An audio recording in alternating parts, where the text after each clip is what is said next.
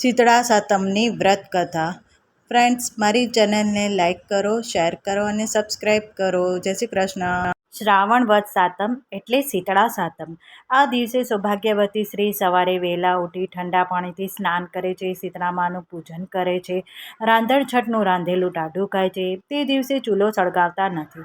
ચૂલો સળગાવનાર પર શીતળામાં કોપાયમાન થાય છે. સવારે પાણિયારામાં શીતળા માનો દીવો કરી વાર્તા કહેવી અથવા સાંભળી. આ વ્રત કરનાર સ્ત્રી પરમ સૌભાગ્યવતી પામે છે. ધન, ધાન્ય અને સંતાનની સમૃદ્ધિ પ્રાપ્ત થાય છે.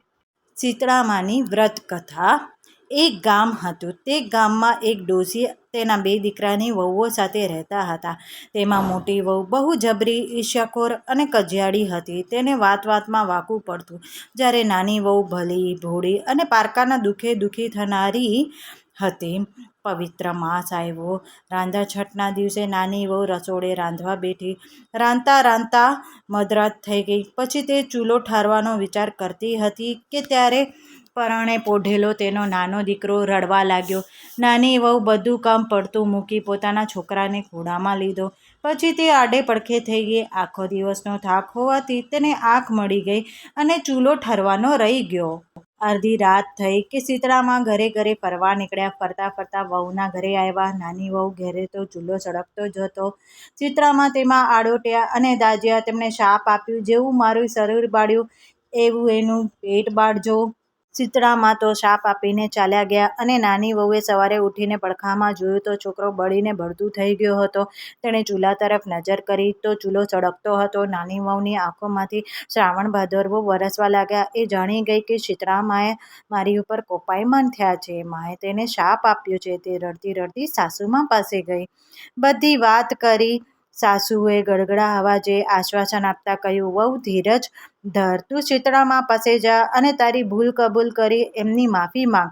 માં તો દયાળુ છે, જરૂર તારા ઉપર કૃપા કરશે અને તારા છોકરાને સજીવન કરશે. નાની વહુ તો સાસુમાના આશીર્વાદ લઈ છોકરાને ટોપલામાં નાખી શીતળામાને શોધવા નીકળી પડી. તે વનવગડા વીંધતી જાય ને શીતળામાનું રટણ કરતી જાય. રસ્તામાં 2 તલાવડી આવી. બંનેના પાણી ભળી ગયેલા. બંને છલોછલ હતા. કાંઠે પક્ષી બેઠેલા, પણ કોઈ પાણી પીવે નહીં. મનુષ્ય, પશુ, પંખી જે કોઈ આ તલાવડીનું પાણી પીતું તે મરણને શરણે થતું. નાની વહુ તો તલાવડી પાસે જઈ ટોપલો નીચે ઉતાર્યો. પછી તલાવડીમાંથી પાણી પીવા ગઈ કે તલાવડીમાંથી અવાજ આવ્યો, બાઈ, તું આ તલાવડીનું પાણી પીશ તો મરી જઈશ, પરંતુ શા માટે રડે છે એ તો કહે. નાની વહુ બોલી, શીતળામાં મારી ઉપર કોપાયમાન થયા છે. તેમણે મારા છોકરાને બાળી મૂક્યો છે. હું તેમની માફી માંગવા જાઉં છું. બહેન, તું અમારું એક કામ કરજે. તું શીતળામા પાસે જાય તો અમારું પણ પૂછતી આવજે ને. અમે તો એવા કયા પાપ કર્યા છે કે અમારું પાણી કોઈ પીતું નથી. અમને જોઈ ભૂલે ચૂકે પીએ તો ઈ મરી જાય છે. નાની વહુએ તેને હા પાડી. પાણી પીધા વગર માથે ટોપલો ચડાવતી રડતી રડતી આગળ ચાલવા લાગી. આગળ જતા રસ્તામાં 2 લડતા આખલા મળ્યા. બંનેની ડોકે ઘંટીના પડ બાંધેલા હતા. નાની વહુને રડતી જોઈ બોલ્યા, અરે બહેન, તારી આંખમાં આંસુ કેમ છે? શીતળામાં મારી ઉપર કોપાયમાન થયા છે એટલે માફી માંગવા જાઉં છું. તો બહેન, શીતળામાને અમારું પણ પૂછતી આવજે ને કે અમારા કયા પાપને લીધે અમારા ગળામાં ઘંટીના પડ બાંધેલા છે અને અમે શા માટે લડ્યા કરીએ છે. સારું કહી નાની વહુ તો આગળ ચાલવા લાગી. થોડેક દૂર ગઈ તો એક બોરડીના ઝાડ નીચે એક મેલી ઢોલી ડોશી માથું ખંજવાળતી બેઠી હતી. વહુને જોઈ ડોશી બોલી, અરે બાઈ, આમ હાંફી હાંફી ક્યાં ચાલી? નાની વહુએ શીતળામાને કોપીને વાત કરી ત્યારે ડોશી બોલી, અલી, જરાક મારું માથું તો જોઈ દે. નાની વહુને ઘણી ઉતાવળ હતી, પણ એ દયાળુ હતી. પોતાના મરેલા છોકરાને ડોશીના ખોળામાં મૂકી એ તો જૂ વીણવા બેઠી. વહુએ ડોશીમાના માથામાંથી ઘણી લીખો અને જૂઓ કાઢી અને મારી. આથી ડોશીમાના માથાની ખંજવાળ ઓછી થઈ ગઈ. તેમણે વહુને આશીર્વાદ આપતા કહ્યું, જેવું મારું માથું ઠર્યું તેવું તારું પેટ ઠરજો. આટલામાં તો ચમત્કાર સર્જ્યો. ડોશીના ખોળામાં રહેલો છોકરો હાથ પગ ઉછાળી કિલકિલીઓ કરવા માંડ્યો. નાની વહુ તો ઘણું આશ્ચર્ય થયું. તે ખાતરી થઈ ગઈ કે આ ડોશીમાં બીજું કોઈ નહીં પણ શીતળામાં જ છે. તે શીતળામાના ચરણોમાં ઢળી પડી અને બોલી, "હા, મને માફ કરી દો. મેં તો તમારું શરીર બાળેલું, પરંતુ તમે તો મારું પેટ ઠાર્યું છે. તમને મારા લાખ લાખ નમન." ડોશીની જગ્યાએ એકદમ પ્રકાશ પથરાયો. એની જગ્યાએ શીતળામા ઊભા રહી ગયા. નાની વહુએ શીતળામાના દર્શન કરી તેની માફી માંગી. પછી નાની વહુએ તલાવડીના પાણી વિશે પૂછતાં શીતળામા બોલ્યા, "દીકરી, ગયા ભવમાં તે બંને શોકાઈ હતી. દી ઉગ્યાથી દી આથમ્યા સુધી લડ્યા કરે.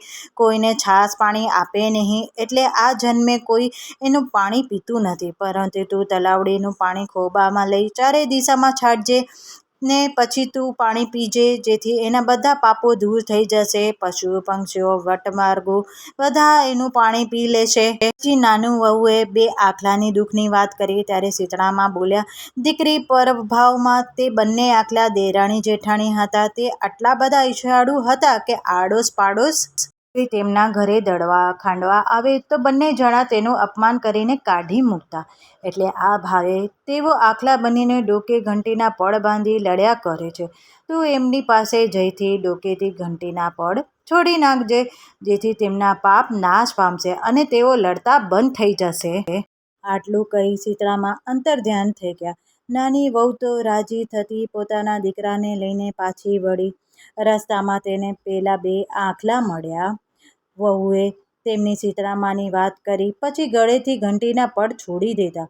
આથી બંને આખલા લડતા બંધ થઈ ગયા. આગળ જતાં તલાવડી આવી. વહુએ તલાવડી પાસે જઈ શીતળામાની વાત કરી. વહુએ તલાવડી પાસે તેમના શાપનું નિવારણ માટે તલાવડીમાંથી ખભો ભરી પાણી લઈ ચારે દિશામાં છાંટ્યું. પછી પોતે તે તલાવડીનું પાણી પીધું. ત્યાં તો ચારે દિશામાંથી પશુ પક્ષી પાણી પીવા માટે આવવા માંડ્યા. પછી નાની વહુ તો દીકરાને રમાડતી રમાડતી ઘરે આવી. તેણે દીકરાને સાસુમાના ખોળામાં મૂકી દીધો. સાસુમાએ તો દીકરાને સજીવન થઈ જોઈ રાજી રાજી થઈ ગયા. પણ અદેખી જેઠાણી ઈર્ષ્યાથી બળી ગઈ. સાસુમાએ પૂછ્યું, "વહુ બેટા, આ બધું કેવી રીતે બન્યું?" ત્યારે નાની વહુએ તેને સઘળી હકીકત જણાવી. આ સાંભળી જેઠાણીને પણ શીતળામાના આશીર્વાદ લેવાનું મન થયું. પછી બીજે વર્ષે રાંધણછઠ ક્યારે આવે તેની રાહ જોવા લાગી. પણ સમય જતાં વાર ક્યાં લાગે છે. ફરી શ્રાવણ માસ આવ્યો અને શ્રાવણ મહિનાની રાંધણછઠ આવી. જેઠાણી ચૂલે રાંધવા બેઠી અને જાણી જોઈને રાતે ચૂલો સળગતો રાખી સૂઈ ગઈ. અને રાતે શીતળામા ચૂલામાં આળોટ્યા અને દાઝ્યા. તેમણે જેઠાણીને શાપ આપ્યો, "જેણે મને બાળી એનું અંતર બાળજો." બીજે દિવસે સવારે ઉઠીને જેઠાણીએ જોયું તો તેનો દીકરો બળીને ભથ્થું થઈ ગયું હતું. મરેલા દીકરાને જોઈ જેઠાણી વિલાપ કરવાને બદલે ખુશ ખુશ થઈ ગઈ. તે દેરાણીને માફક છોકરાને ટોપલામાં નાખી ચાલવા લાગી. રસ્તામાં બે તલાવડી મળી. જેઠાણીએ ટોપલો નીચે મૂકી તલાવડીમાંથી પાણી પીવા ગઈ કે ત્યાંથી એક અવાજ આવ્યો, "પાણી પીશ નહીં, નહીંતર મરી જઈશ." જેઠાણીએ પાણી પીધું નહીં. તેણે તલાવડીને પૂછ્યું, "બહેન, તું ક્યાં જાય છે?" જેઠાણીએ કહ્યું, "હું ગમે ત્યાં જાઉં, તારે શી પંચાયત?" આમ કહી તે પાણી પીધા વગર ચાલતી ગઈ. આગળ જતાં બે આખલા મળ્યા. તેણે જેઠાણીને કહ્યું, "બેન, તું ક્યાં જાય છે?" આ સાંભળી જેઠાણી ગુસ્સે થઈ ગઈ અને મોં મચકોરતા બોલી, "હું ગમે ત્યાં જાઉં છું, તમારે શું પંચાત?" આગળ જતાં રસ્તામાં પેલી મેલી ઢોલી ડોશી મળી. તે બે હાથે પોતાનું માથું ખંજવાળતી હતી. તેણે જેઠાણીને કહ્યું, "બહેન, મારું માથું જોઈ આપને." જેઠાણી તો કાળઝાળ થઈ જતાં બોલી, "એ ડોસલી, હું કાંઈ તારા જેવી નવરી નથી કે તારું માથું જોવા બેસું. હું તો શીતળામા પાસે જાઉં છું." આમ છણકો કરી જેઠાણી તો ચાલતી થઈ. તે સવારથી સાંજ સુધી વનવગડા ખૂબ જ ભટકી, પણ તે ક્યાંય શીતળામા મળ્યા નહીં. આખરે તે કંટાળીને મરેલા છોકરાને લઈ પાછી આવી. દેરાણી ભક્તિભાવવાળી અને દયાળુ હતી, તેથી તે સુખી થઈ અને જેઠાણી તેના સ્વભાવથી તેનો દીકરો ખોઈ બેઠી. હે શીતળામા, તમે જેવા દેરાણીને ફળ્યા એવા સૌને ફળજો. જય શીતળામા.